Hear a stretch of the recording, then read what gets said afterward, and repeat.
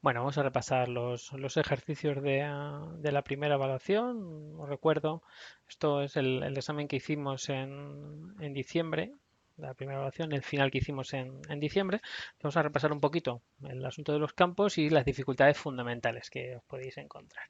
Entonces, el primer ejercicio va de calcular la fuerza gravitatoria y, bueno, y algunas otras cosas debidas a la presencia de dos masas. Tenemos una masa que es la que va a crear el campo, que está en el origen de coordenadas, y otra masa que es, digamos, la que va a sufrir el campo. ¿Vale?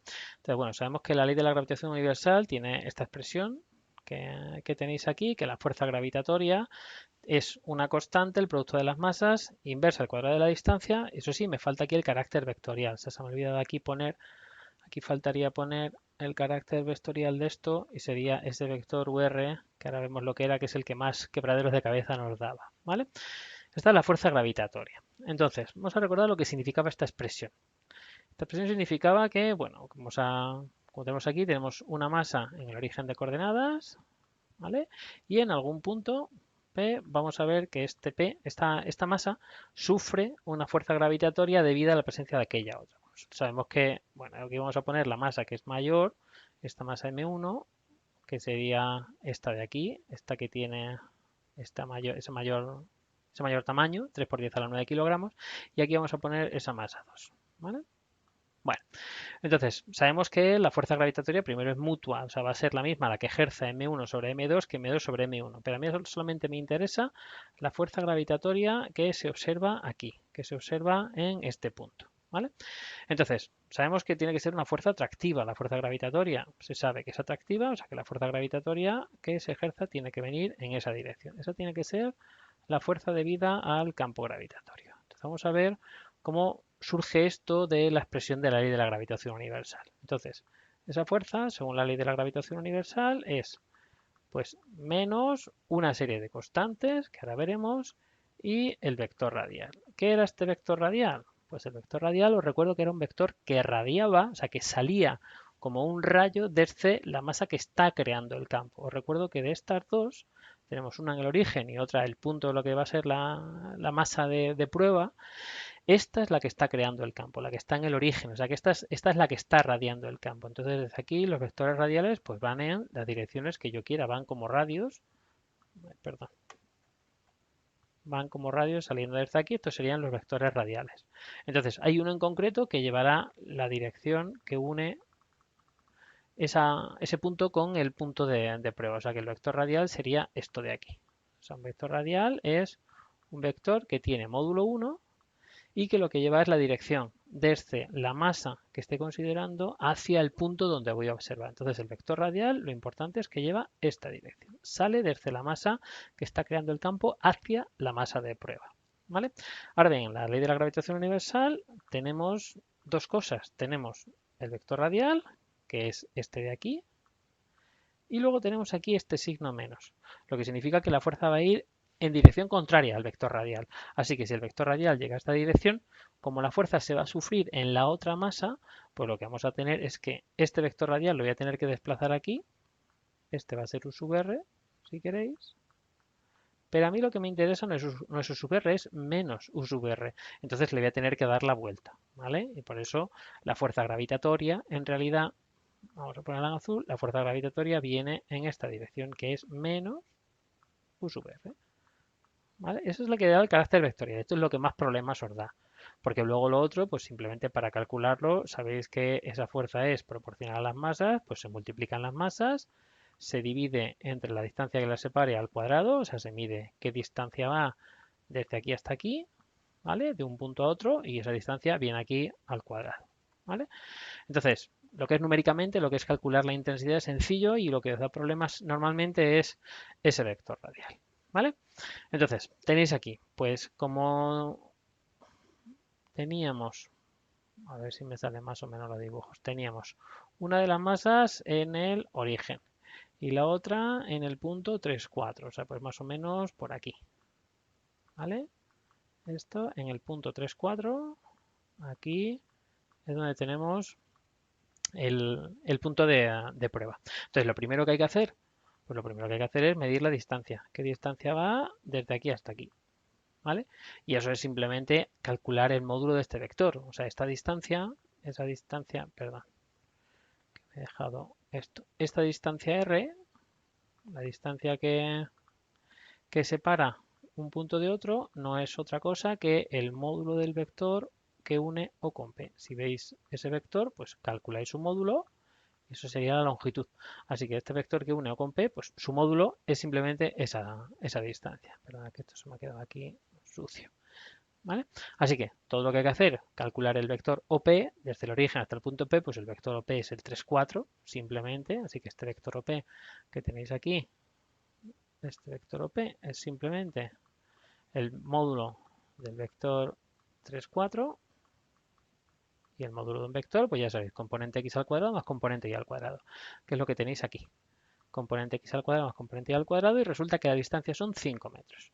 Y ahora, ¿y el vector radial? Bueno, pues el vector radial, el truco era decir, yo voy a coger este vector OP, ¿vale? Todo el vector OP que es, ay, que es el vector 3, 4. Madre que mal escribo con el ratón, cada día peor. Que es el vector 3, 4. Y lo que voy a hacer es reducirlo. Yo quiero que tenga el módulo del vector radial, tiene que ser 1. Así que lo que tengo que hacer es coger este vector y reducirlo a 1. Este vector ahora mismo sabemos que mide 5. O sea, este tamaño es 5. Así que, ¿qué tengo que hacer para conseguir un vector de módulo 1? Pues coger este vector y dividirlo entre 5. Si coges ese vector y lo dividís entre 5, ya tenéis vuestro vector radial de módulo 1.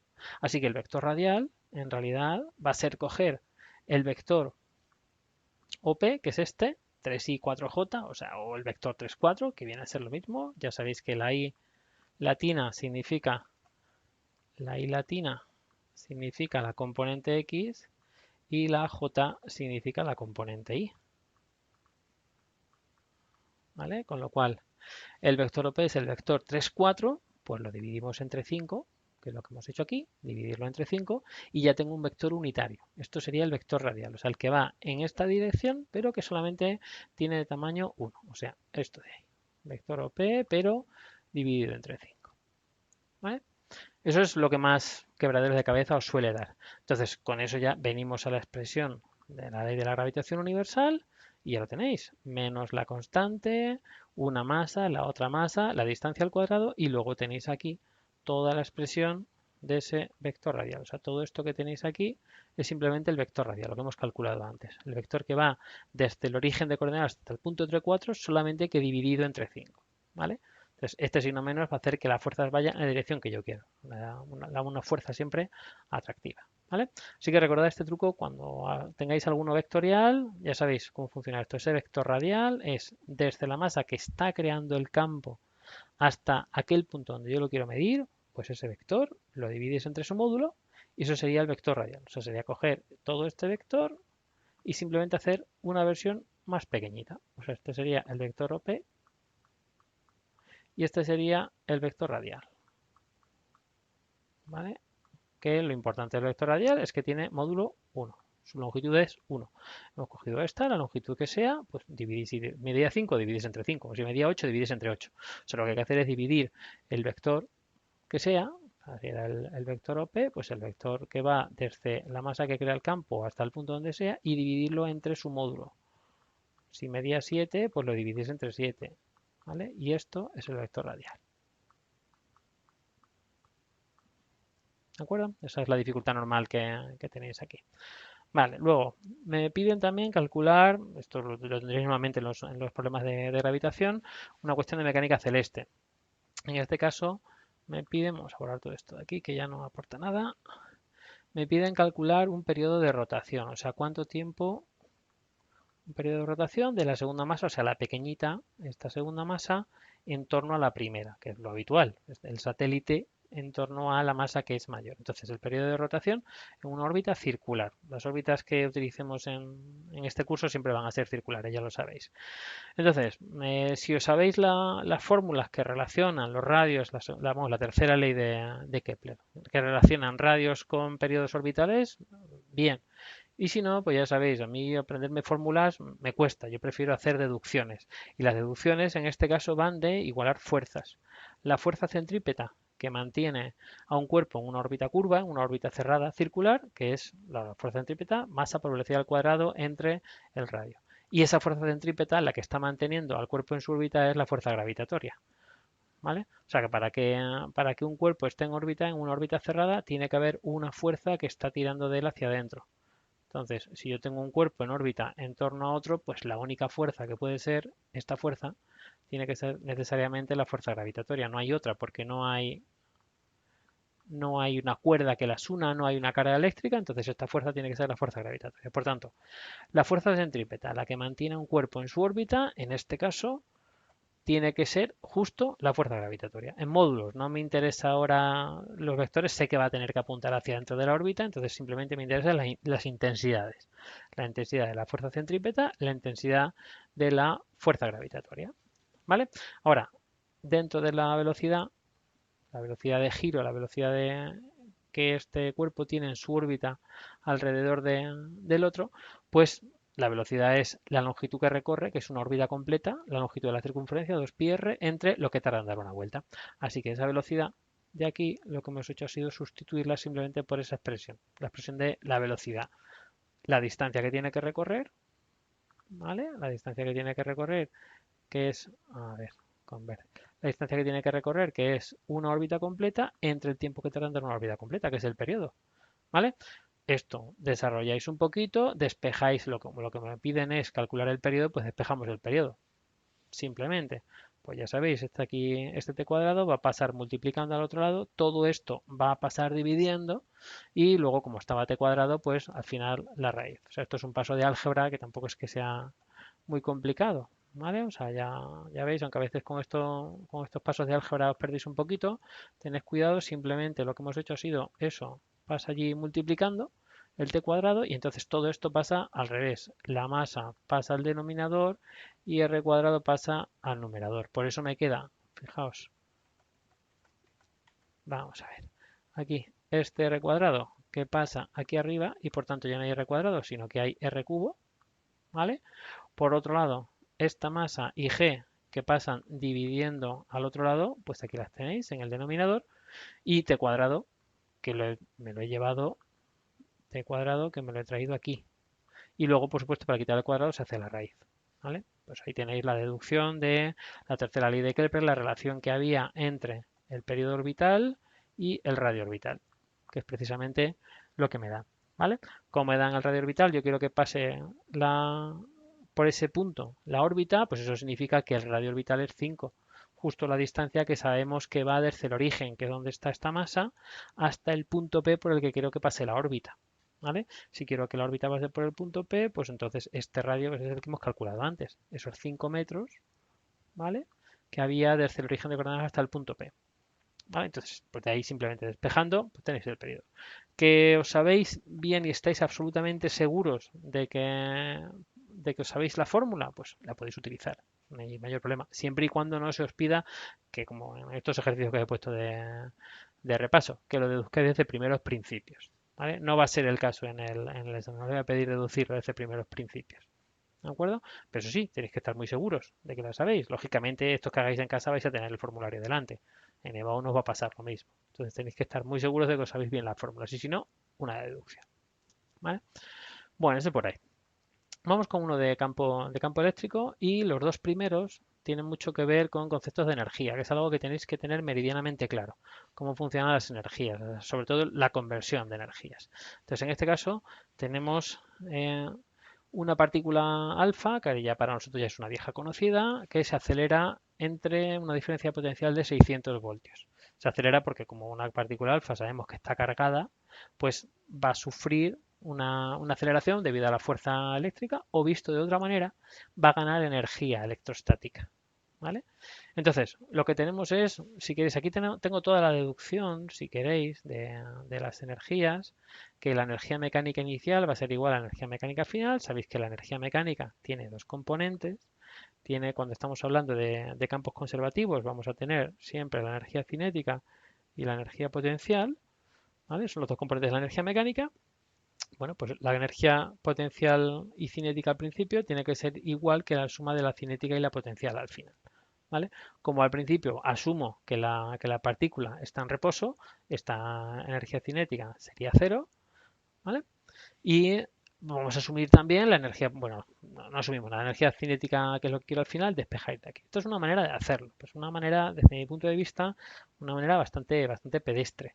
Uno lo que resulta mucho más rápido si pensáis que al final para que esta partícula consiga cierta energía cinética, la tiene que sacar de algún sitio. Entonces, del único sitio donde la va a sacar es de esta diferencia de potencial. Va a conseguir convertir parte de energía eléctrica, va a conseguir convertir energía eléctrica, la va a conseguir convertir en energía cinética. Y lo que vamos a pensar es que la va a convertir toda.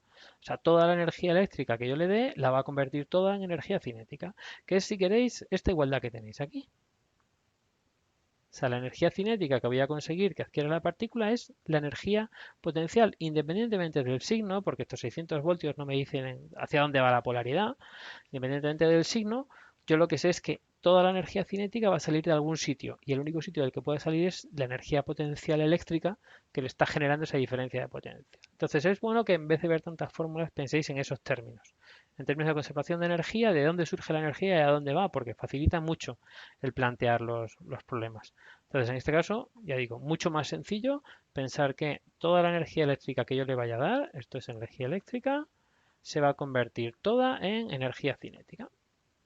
Bueno, esto es cinética. ¿Vale? Así que toda la energía eléctrica se convierte en energía cinética y sabemos que la energía eléctrica es simplemente la carga por el potencial. Esa es la expresión de la energía eléctrica. Insisto, independientemente de los signos, porque la carga de la partícula alfa es positiva, los voltajes, pues según los consideréis, donde pongáis una polaridad u otra. Lo importante aquí es la magnitud. ¿De acuerdo? Entonces veis que aquí, simplemente por conservaros un poco las fórmulas con los signos, pues he dejado aquí este signo menos, como el cambio de la energía potencial eléctrica, pero no es algo que debiese preocupar. O sea, esto tiene que ser una cantidad positiva, esto de aquí tiene que ser positivo, porque al otro lado la energía cinética siempre es positiva. La masa es positiva, la velocidad al cuadrado es positiva, o sea que esto me tiene que dar una cantidad positiva. Si hay un menos, pues lo compensaré con un menos en el potencial. Fijaos que aquí he puesto menos 600 voltios.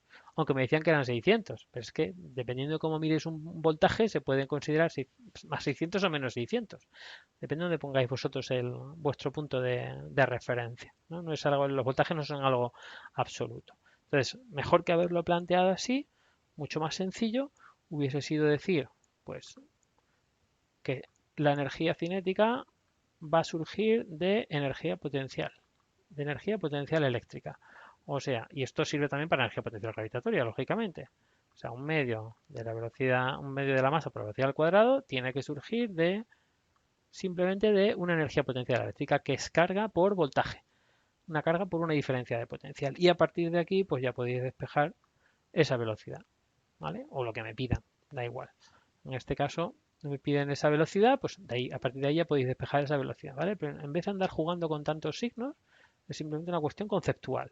Toda la energía, por conservación de la energía cinética tiene que surgir de algún sitio, pues surge de energía potencial eléctrica. Y a partir de aquí, directamente despejáis cuánto es la velocidad, que es esa carga por la diferencia de potencial a la que estoy sometiendo a la partícula alfa.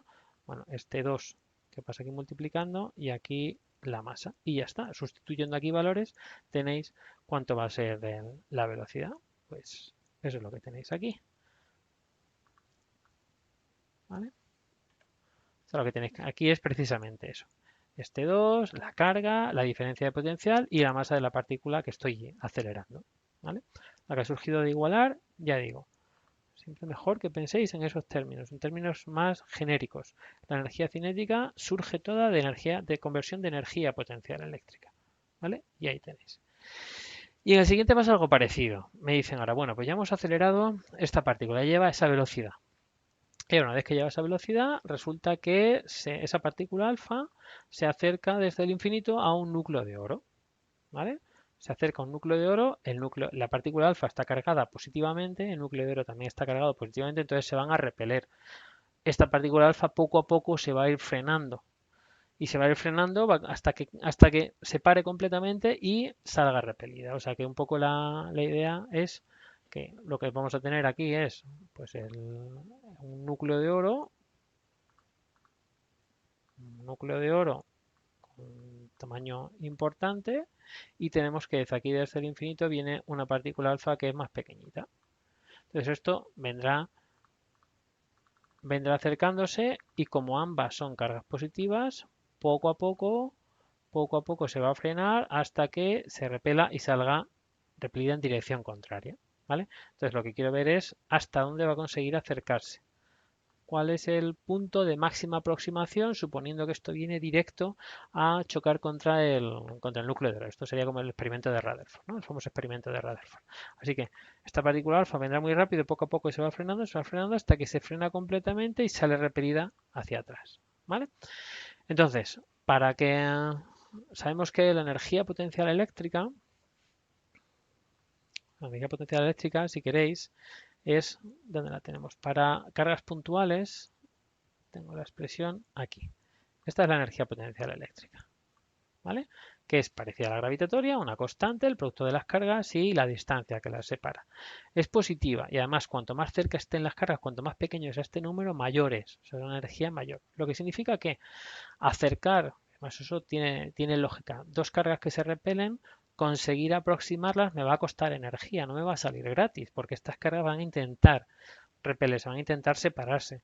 Entonces, si yo quiero forzarlas a que estén cerca, necesito introducir energía en el sistema. ¿De dónde va a surgir esa energía? O sea, ¿cómo voy a conseguir que esta partícula que estaba aquí en el infinito se acerque hasta esta distancia? Bueno, pues cuando esta partícula estaba en el infinito, la energía de la partícula alfa, la energía potencial en el infinito, pues era cero. ¿Vale? Podemos considerar que era cero, porque esta energía potencial eléctrica, si vosotros ponéis aquí en la R, aquí ponéis infinito, lógicamente se viene a cero.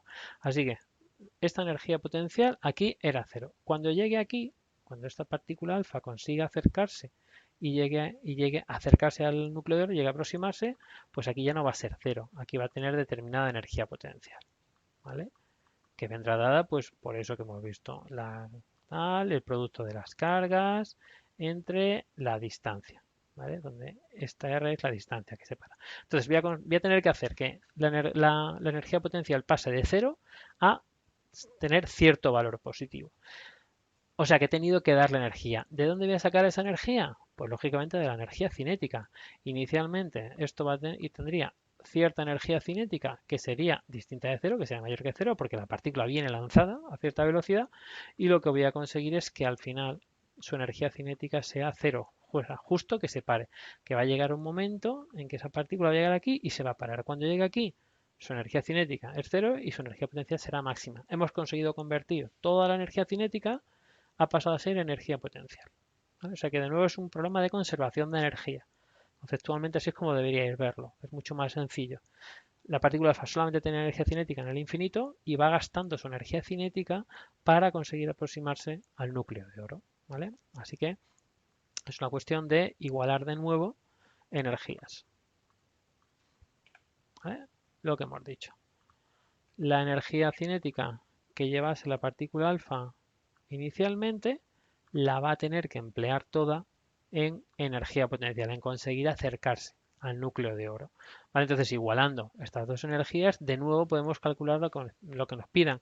En este caso, lo que nos piden es la distancia de máxima aproximación, pues entonces a despejar. Igual, la R pasa multiplicando, el 2 pasa para acá multiplicando, todos esos valores aquí. Bueno, ahí tenéis la expresión, cómo quedaría ya despejada, ¿vale? Este 2 que ha pasado aquí multiplicando, la masa que ha pasado dividiendo, velocidad al cuadrado que ha pasado dividiendo y R al otro lado. Pues aquí tenéis esa expresión. Sustituís todos los números en sistema internacional y tenéis aquí cuál es esa distancia de máxima aproximación. ¿Vale? 1,89 por 10 a la menos 10 metros, del orden de un átomo. Esto es más o menos el tamaño de un átomo. Así que hasta ahí se acercaría. ¿Vale? Entonces, sobre todo, ya digo, conceptualmente, que penséis en esto de conservación de energía, más que en fórmulas, porque el problema de las fórmulas es que si os descuadra un signo, sale negativo, sale positivo, empezáis a sudar, porque no sabéis qué es lo que está pasando. Entonces es mucho mejor que sepáis lo que está pasando, que interpretéis físicamente el problema. ¿Vale? Y este concepto de conservación de energía es fundamental en física. ¿De dónde sale la energía para hacer determinada transformación? En este caso, no sale gratis acercar una carga positiva a otra carga positiva, tengo que introducir ciertos esfuerzos a cierta energía, pues esa energía surge de algún sitio y la única fuente de energía que tenía aquí era la propia energía cinética de la partícula. La voy a gastar en aproximar la partícula al núcleo de oro. ¿Vale? Bueno, y de ahí ya luego los cálculos son muy sencillos. Lo difícil es el concepto, si queréis. ¿Vale? Bueno, ahora me pedían, pasamos al campo magnético en la tercera pregunta. Hay una determinada carga que se mueve con determinada velocidad. Entonces, lo que tenemos que tener presente es la expresión esta de la ley de Biot-Savart para el campo magnético que crea una carga en movimiento. Recuerdo que los campos magnéticos solamente se crean las cargas en movimiento y entonces es parecido a todo esto que estamos viendo del campo gravitatorio y el campo eléctrico. O sea, tiene aquí una constante, la permeabilidad del vacío, R al cuadrado. Lo que pasa es que aquí arriba, en vez de tener simplemente el producto de cargas, tiene esto que era el producto vectorial. ¿Vale? Entonces, recordad lo que significa todo esto. Ponemos una página nueva antes por interpretar lo que significa. Esa expresión, la carga y el producto vectorial de la velocidad por el vector radial, significa que si yo tengo aquí una determinada partícula que tiene su carga, ¿vale? Y se mueve con determinada velocidad. ¿Vale? Esa velocidad va con la partícula. Y yo quiero saber qué campo magnético crea esta partícula en otro punto. Por ejemplo, pues digamos aquí.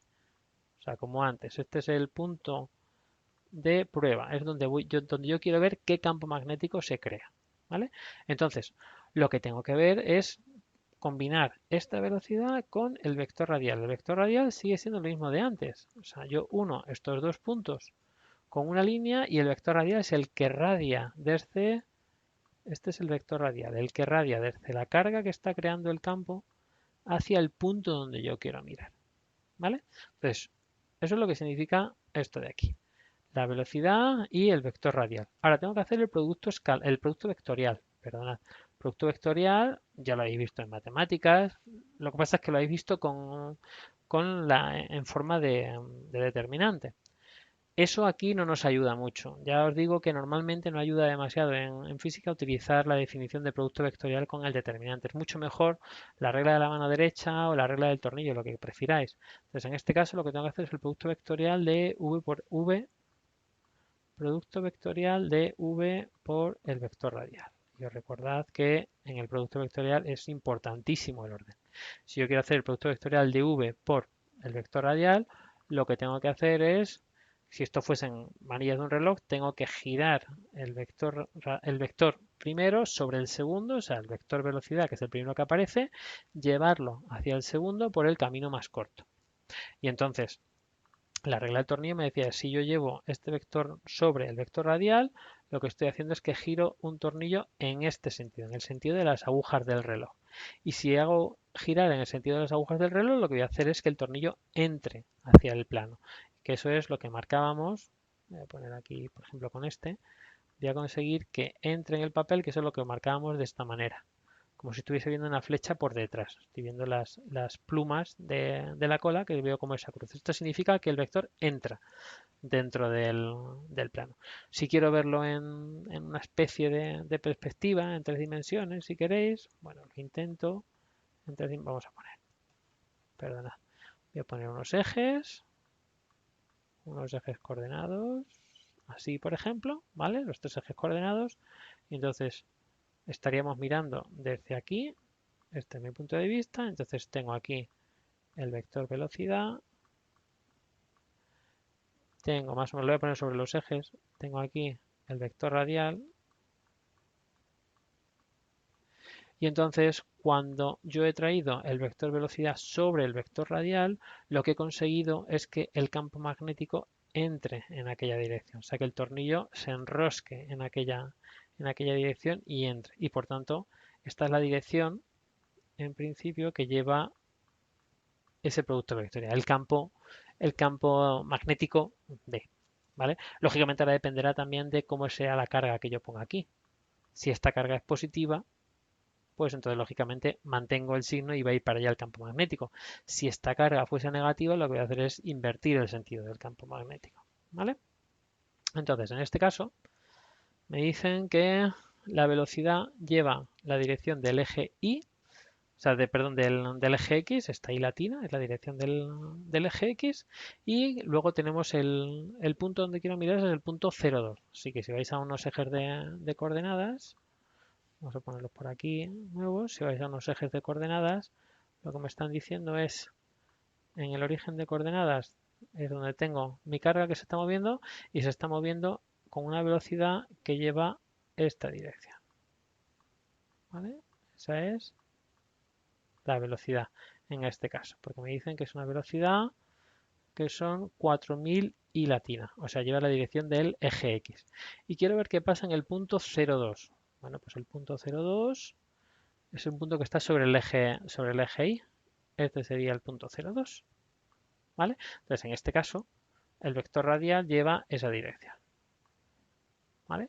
Este es el eje X, este es el eje Y, y entonces el eje Z, os recuerdo que iban girando en el sentido contrario a las agujas del reloj, tienen que salir los tres ejes. Así que el eje Z vendría en esta dirección. El eje Z. Entonces, si yo ahora llevo la velocidad sobre el vector radial, lo que hago es que giro el tornillo en sentido contrario a las agujas del reloj. Y si giro en sentido contrario a las agujas del reloj, el campo magnético va a salir en esta dirección. Va a salir en dirección del eje Z. ¿Vale?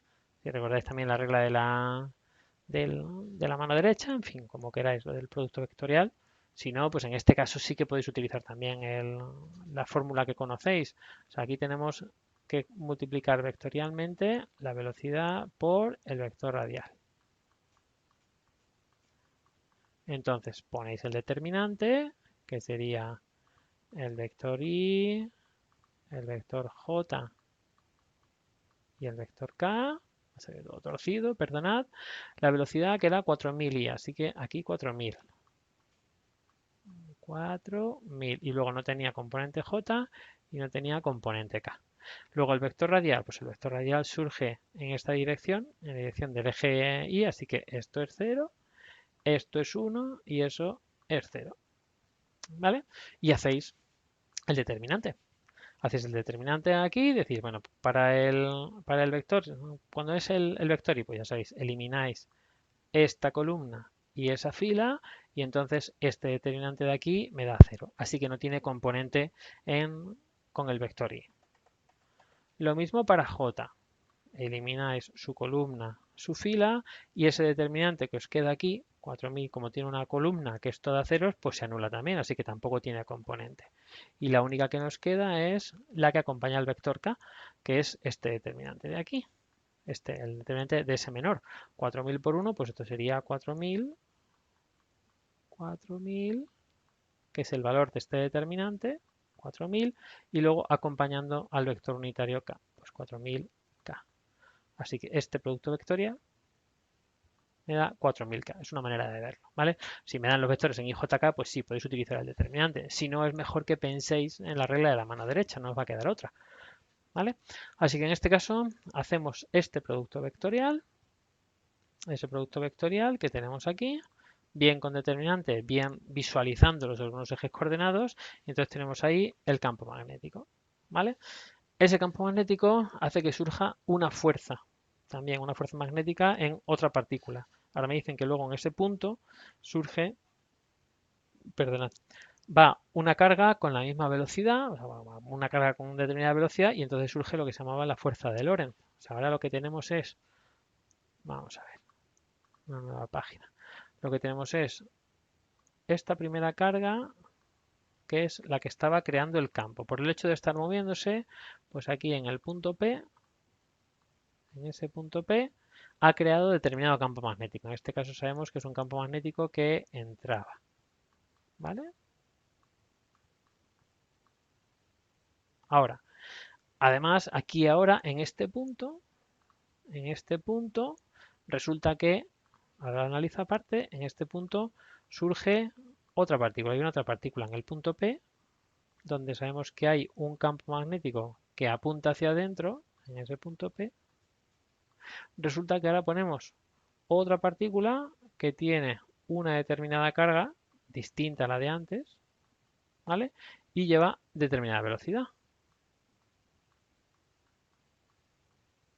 O sea, una cosa es la velocidad que llevaba la primera carga, que es la que ha producido este campo magnético por el hecho de estar moviéndose, y ahora pongo otra carga aquí moviéndose a su vez y entonces va a sufrir una fuerza magnética, ¿vale? Que es la fuerza de Lorentz, que es la que tenéis aquí, esa fuerza de Lorentz, la fuerza de Lorentz que es el producto vectorial de la velocidad de esa carga de prueba, esa carga que acabamos de introducir en el campo magnético por el propio campo magnético, ¿vale?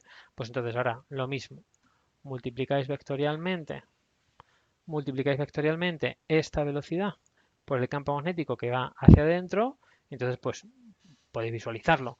Esta velocidad por el campo magnético que va hacia adentro, pues en este caso estaríamos que sale una fuerza en esa dirección.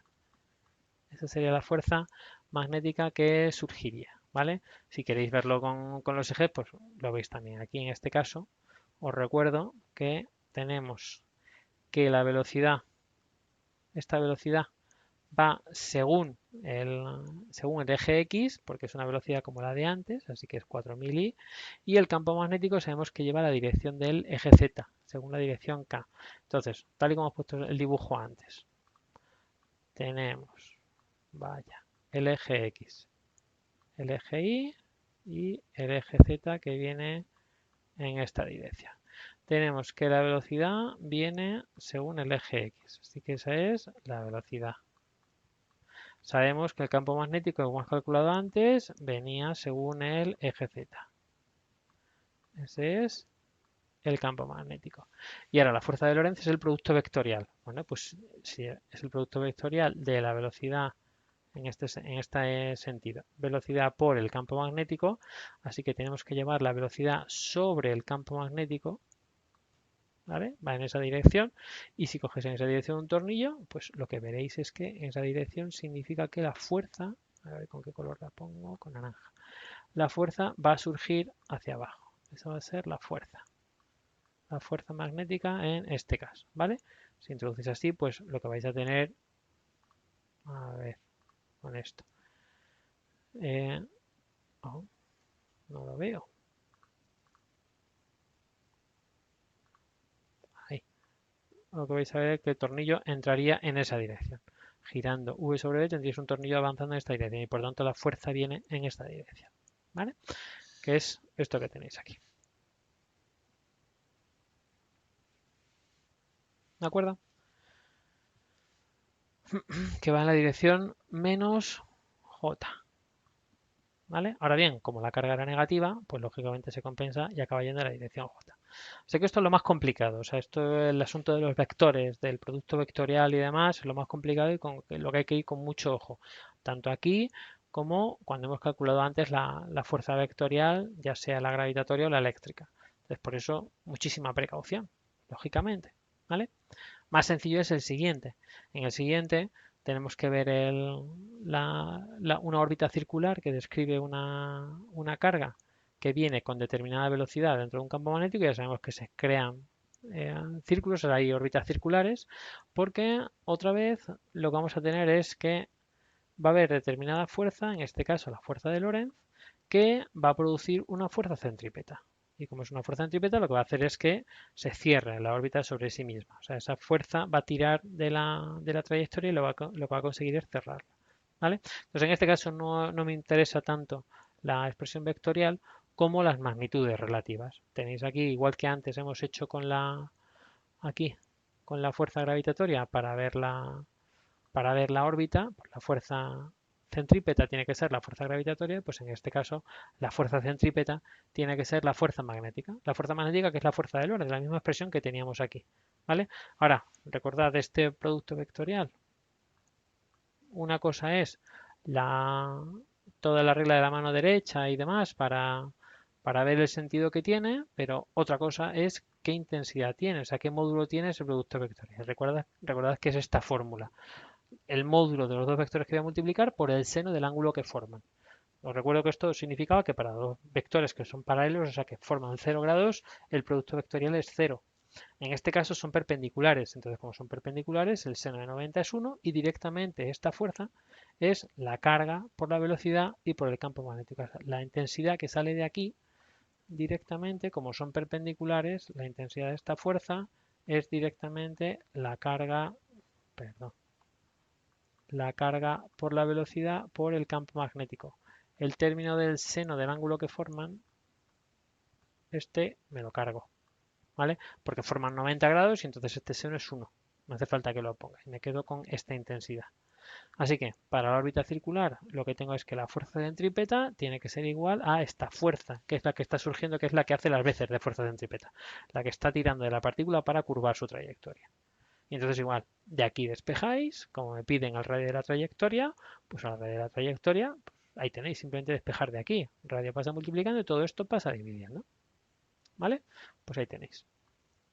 Sale esa fórmula. Tenía aquí la velocidad arriba, tenía también la velocidad aquí, por eso la velocidad ha desaparecido del denominador. ¿Vale? Y calculáis.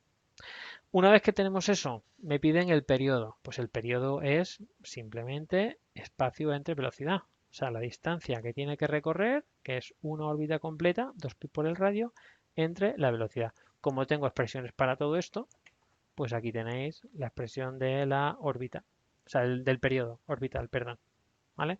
Una cosa curiosa es que el periodo dentro de un campo magnético no depende de la velocidad. Si veis aquí no hay velocidad por ningún sitio, solamente depende de la masa y de la carga, que esto es uno de los principios que estaba detrás del espectrómetro de masas, porque da igual con qué velocidad entren las cargas. ¿Vale? Bueno, pues aquí tenemos el periodo, pues lo calculáis y ya está. ¿Vale? Tenemos eso. Ya recordad que el primer trimestre es el más complicado con mucha diferencia de todo el curso de segundo de bachillerato, sobre todo por todo este cálculo vectorial que lleva detrás, que es complicadísimo, yo lo entiendo, que resulta bastante complejo, pero hay que intentar lidiar con él, no os queda otra. ¿Vale? Bueno, y por último tenemos esta pregunta en la que hay que calcular el campo magnético debido a una espira. Entonces, igual, una forma que tenéis es saberos cómo es el campo de una espira circular. Solamente depende de la intensidad que lleve la corriente en la espira circular y del radio de la propia espira circular. ¿Vale? Otra manera de hacerlo es, si no lo recordáis, pues es lógicamente deducirlo. Y para deducirlo es la ley de Biot-Savart, es como la ley de la que hemos utilizado antes para ver el campo que genera una única carga, ¿vale? Que es esto de aquí, el campo que genera una única carga que se mueve a determinada velocidad, ¿vale? Pues lo mismo, pero aplicado a un trocito de las cargas que se están moviendo por la espira, ¿vale? Que eso es lo que tenemos aquí. O sea, en realidad es la misma fórmula, si veis, solamente que aquí la carga por velocidad la he sustituido por esto. O sea, esto sería el equivalente a la carga por la velocidad, ¿vale? Porque en realidad la intensidad es carga por unidad de tiempo, es cuánta carga pasa en una unidad de tiempo, o sea, en cierto intervalo temporal. Perdón, voy a poner, a ver si lo pongo un poquito más claro. Digo, la intensidad de la corriente es un poquito de carga que pasa en cierta cantidad de tiempo, ¿vale? Esa es la intensidad, más o menos la velocidad a la que pasan las cargas, ¿de acuerdo?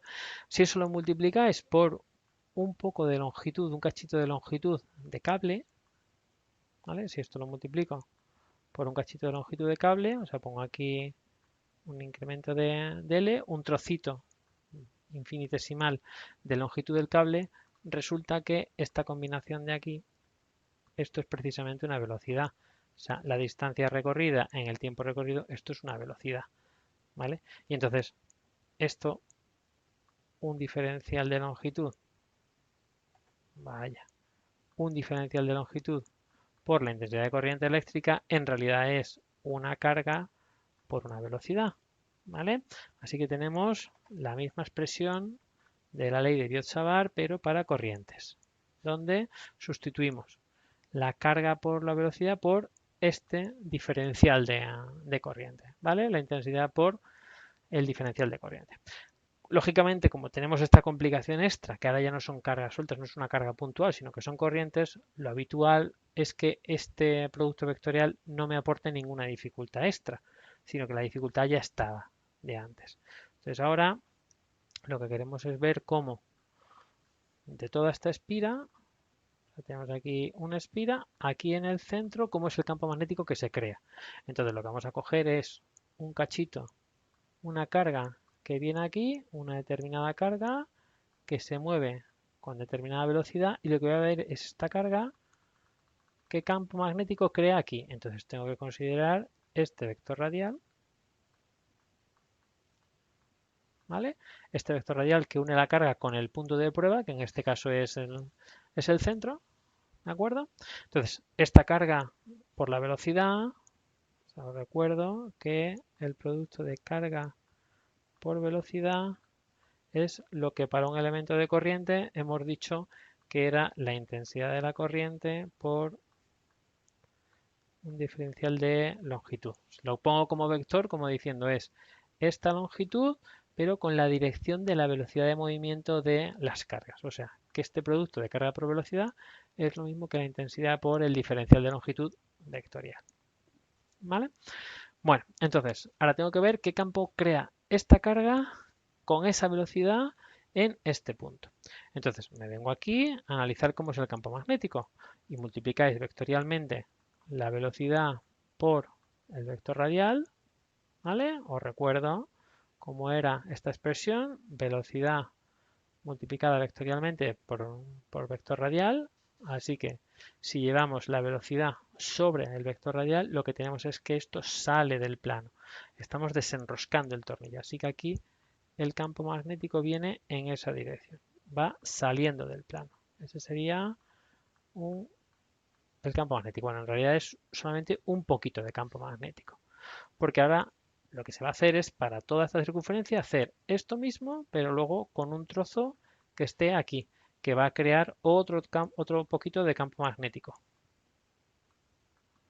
Y luego vamos a hacer lo mismo con otro cachito que esté aquí, que va a crear en este punto otro cachito de otro poquito de campo magnético.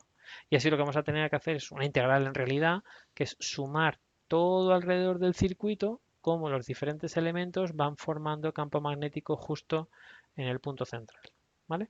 Entonces, lo que tenéis aquí para la ley de Biot-Savart es, bueno, un cachito de campo magnético es esto, ¿vale? El que crea solamente un pequeño intervalo del circuito. Un cachito del circuito crea un pequeño campo magnético, que es el que llamamos delta B. ¿Vale? Este pequeñito campo magnético lo crea solamente un cachito de longitud de circuito. ¿Qué hacemos ahora? Que sumamos a todos los trozos del circuito, todos los trozos que forman la espira, que es lo que tenemos aquí, el campo magnético total, en realidad será la suma de todos los diferenciales de longitud que forman la espira. Así que sumáis todas estas expresiones de campo magnético, pero es que resulta que todo esto es constante, todo esto es lo mismo, así que todo sale fuera del sumatorio. O sea, todo esto que os marque aquí de este magenta, todo eso es constante y sale fuera. Entonces lo único que tengo que hacer es sumar los diferentes elementos de longitud. Y si yo sumo todos los elementos de longitud que forman la espira circular, lo que voy a tener precisamente es, como tenéis aquí arriba, si yo sumo todos esos, lo que voy a tener es precisamente la longitud de la circunferencia, o sea, 2πr. Y de ahí es donde se deduce esta fórmula para la espira. ¿Vale? El campo magnético justo en el centro de una espira es tal que así. Así que 6,1 por 10 a la menos, bueno, sustituid aquí todos los valores y ahí tenéis cómo es el campo magnético y por tanto en este caso, como me dicen cuál es el campo magnético que se crea, pues de ahí el radio de la espira. ¿Vale? Eso por un lado. Y luego por otro lado me piden calcular la fuerza que sufre una carga que pase justo por el centro en el momento en que está este campo magnético. ¿Vale? Pues lo que hay que hacer es la fuerza de Lorentz. Multiplicar la carga por la velocidad, por el campo magnético, por el seno del ángulo que forman. Entonces, cuidado aquí con el seno del ángulo que forman. Me dicen que pasa a 40 grados, forma 40 grados con el plano de la espira. Bueno, pues este es el plano de la espira. La partícula viene a 40 grados. Pero claro, lo interesante aquí no es qué ángulo forma con la espira, sino qué ángulo forma con el campo magnético. y el campo magnético es perpendicular a la espira. Recuerdo que esto además va a ser importante también luego para inducción. Esto también es la regla de la mano derecha. Os recuerdo, el dedo gordo lleva la dirección del campo magnético cuando los dedos se pliegan en la dirección de la corriente. ¿Vale? La regla de la mano derecha, os recuerdo que me decía que si la corriente viene en este sentido, si esa es la dirección de la corriente, el campo magnético que se crea va en la dirección del dedo gordo.